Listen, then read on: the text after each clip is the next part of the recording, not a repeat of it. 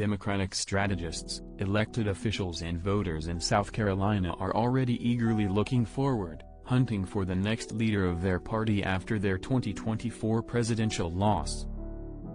They haven't had to look far. Prominent Democratic officials have flooded into the state, which was the first to vote in Democrats' 2024 presidential primaries.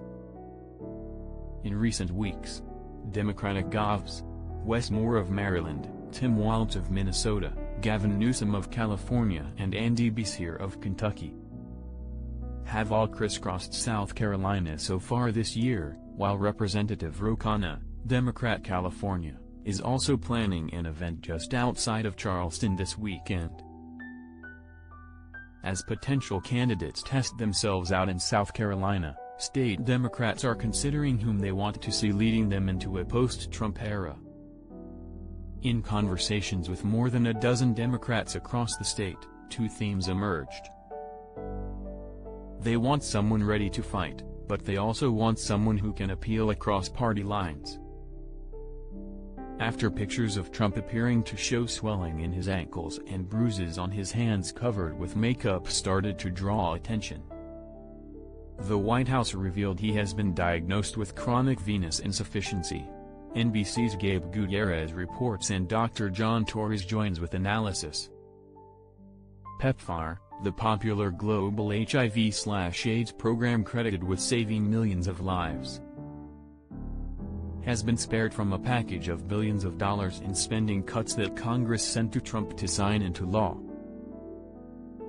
The original rescissions package Trump requested called for $400 million in cuts to PEPFAR, the president's emergency plan for AIDS relief, which George W. Bush started in 2003. When a magnitude 7.3 earthquake struck off southern Alaska on Wednesday, officials were concerned about a potential tsunami. It was local public media that helped relay a tsunami alert, Senator Lisa Murkowski said. But now, looming GOP-led funding cuts are concerning media allies that local public broadcasters would be forced to downsize or shutter, damaging news operations and hurting locals' ability to get timely emergency alerts like the one issued in Alaska. In an overwhelmingly bipartisan vote, the House approved a landmark cryptocurrency bill yesterday evening that would establish the first regulatory framework for issuers of stablecoins, called the Genius Act. The bill, which has already passed the Senate, now heads to Trump's desk. The vote was 308 to 122, with 206 Republicans and 102 Democrats supporting the legislation. The House also approved two other crypto-related pieces of legislation, both of which still need to clear the Senate. The Republican Accountability Project is launching a six-figure campaign targeting Trump's connection to Jeffrey Epstein, with advertisements and billboards near the Trump National Golf Club in Bedminster, New Jersey, as well as Washington, D.C., and New York City. A one-minute ad includes instances of Trump and Epstein praising each other while implying that Trump was connected to the Epstein scandal. It also highlights Attorney General Pam Bondi previously saying Epstein information would be released. So Donald, the reason everyone is still talking about Jeffrey Epstein is because Americans want answers. The narrator concludes, as images of Trump and Epstein together play on the screen. Republican Accountability Project taunts Trump over Epstein in six-figure ad campaign, continued.